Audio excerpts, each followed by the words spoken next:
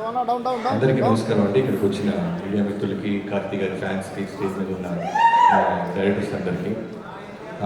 మధురా శ్రీధర్ గారు కాల్ చేసి రమ్మనగానే నేను ఇమీడియట్గా 1 సెకండ్ కూడా ఆలోచించకుండా కార్తీక్ గారు ఉన్నారని నేను వచ్చేసాను. అంటే అంత హ్యూజ్ లవ్ ఆయన తెలుగు ఆడియన్స్ నుంచి గెయిన్ చేశారు. జనరల్గా మనం తెలుగు వాళ్ళం చాలా సినిమా పిచ్చోళ్ళం, మనకి ప్రాంతము, భాష ఏ సంబంధం ఉండదు. పిచ్చిగా ప్రేమించడం తప్ప మనకేం తెలియదు. అలా ప్రేమించిన దాంట్లో చాలామంది మన థియేటర్ దగ్గర దాకా ప్రేమిస్తాం. బట్ కార్తీక్ గారు, సూర్య గారు థియేటర్ నుంచి మన ఇంటికి వచ్చేసారు, బైకుల మీద, మన ఆటోలు, బస్సులు. సో మన ఫ్యామిలీలో పార్ట్ అయిపోయారు వాళ్ళు. సో మీరు సూర్య గారు తెలుగు తమిళ అంటే ఖచ్చితంగా తెలుగు అని చెప్తాం, మాకు వేరే ఏం తెలియదు, అంత ఇష్టపడతాను సార్ మిమ్మల్ని. మీ యాక్టింగే కాదు, I admire your selection of scripts sir. First నుంచి మీ ఫస్ట్ డెబ్యూ పరుతువేరు దగ్గర నుంచి.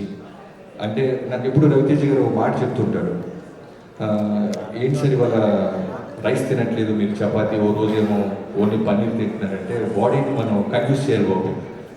సో అలా ఆయన సెలెక్షన్ ఆఫ్ ఫిల్మ్స్ అలా ఉంటే కన్ఫ్యూజ్ చేస్తారు. ఒకసారి మేయర్గానే చేస్తారు, ఒకసారి కాశ్మోరా అని చేస్తారు, ఒకసారి జపాన్ అని చేస్తారు, ఒకసారి ఖైదీ అని చేస్తారు. ఏ సినిమాకి నెక్స్ట్ సినిమాకి సంబంధం ఉండదు.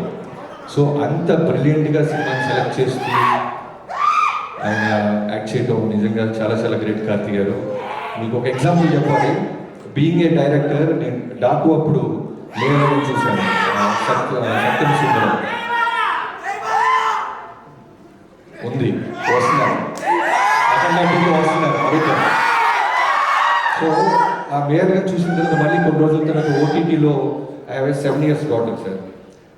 సినిమా ఇంట్లో చూస్తుంటే తెలియకుండానే ఏడ్ చేస్తున్నాను. నా గురించి నా వైపు వస్తుంది, మ్యాక్సిమం నేను దాచుకొని ఇలా పెట్టుకుంటూ ఏడుస్తున్నాను.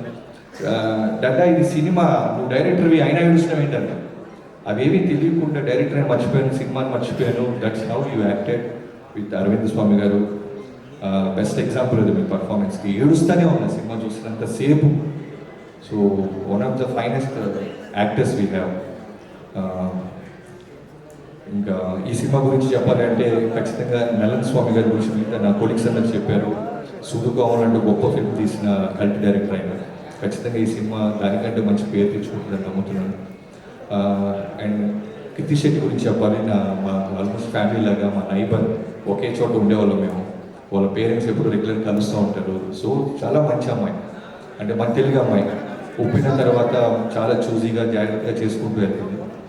కార్తీక్ గారితో మేనిఫెస్ట్ చేసింది, నేచర్ వినింది. అలాంటి కార్తీక్ గారితో ఇలాంటి సినిమా రావటం ఐఎమ్ సో హ్యాపీ.